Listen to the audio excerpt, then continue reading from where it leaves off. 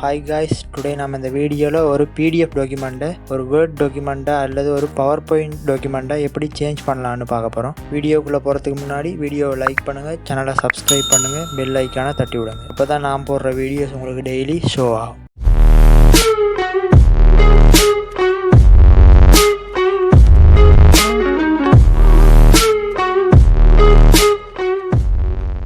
Guys, என்னுடைய டெஸ்க்டாப்பில் இருக்கிற இந்த பிடிஎஃப் டாக்குமெண்ட்டை நான் இப்போ வேர்ட் டாக்குமெண்ட் அல்லது பவர் பாயிண்ட் டாக்குமெண்ட்டாக சேஞ்ச் பண்ண போகிறேன். ஃபர்ஸ்ட் நான் என்னுடைய பிடிஎஃப் டாக்குமெண்ட் ஓப்பன் பண்ணுறேன்.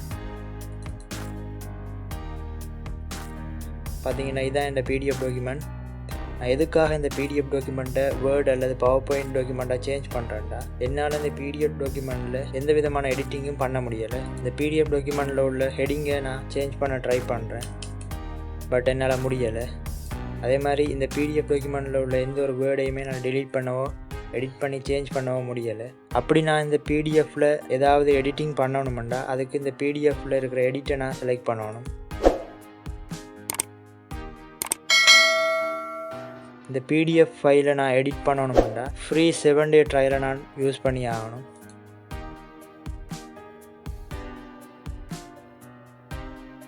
பட் ஃப்ரீ 7 day ட்ரையலை நான் ட்ரை பண்ணுறதுக்கு ஒரு சின்ன பேமெண்ட் ஒன்று கொடுக்க வேண்டியிருக்கு.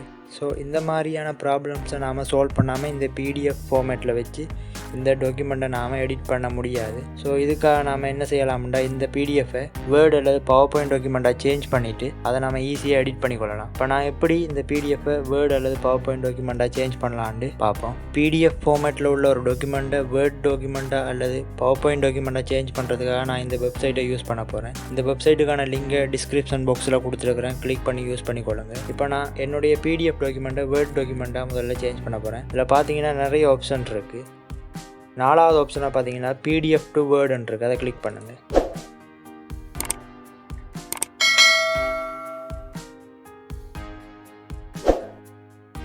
செலக்ட் பிடிஎஃப் ஃபைல்னு இருக்கிற இடத்துல உங்களோட பிடிஎஃப் ஃபைலை நீங்கள் கிளிக் பண்ணி செலக்ட் பண்ணிக்கொள்ளுங்க.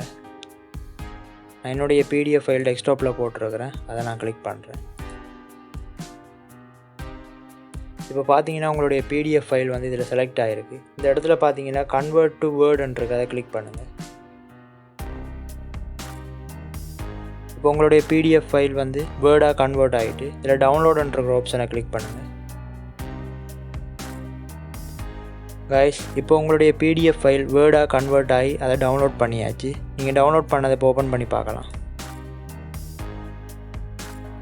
பார்த்தீங்கன்னா இப்போ உங்களுடைய பிடிஎஃப் ஃபைல் வந்து வேர்ட் ஃபைலாக கன்வெர்ட் ஆகிருக்கு. இப்போ நான் இந்த ஹெட்டிங்கை டிலீட் பண்ண முடியும் அண்ட் இது எனக்கு விரும்பின மாதிரி எடிட் பண்ணிக்கொள்ளவும் முடியும்.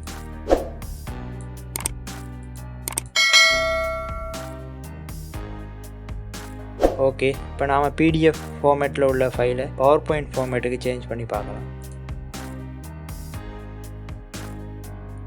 அதே வெப்சைட்டில் நீங்கள் திருப்பி பேக் போங்க.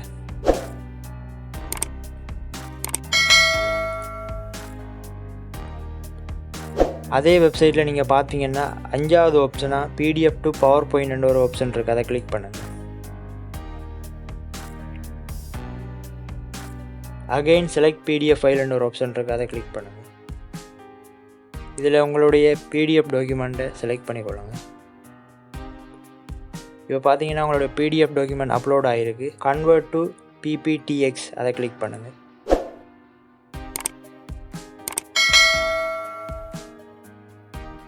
இதில் டவுன்லோட் பவர் பாயிண்ட் இருக்கிற ஆப்ஷனை கிளிக் பண்ணுங்கள். இப்போ பார்த்தீங்கன்னா உங்களோட பிடிஎஃப் ஃபார்மேட்டில் உள்ள டாக்குமெண்ட் பவர் பாயிண்ட் டாக்குமெண்ட்டாக சேஞ்ச் ஆகிருக்கு, அதை கிளிக் பண்ணி ஓப்பன் பண்ணி பார்க்கலாம்.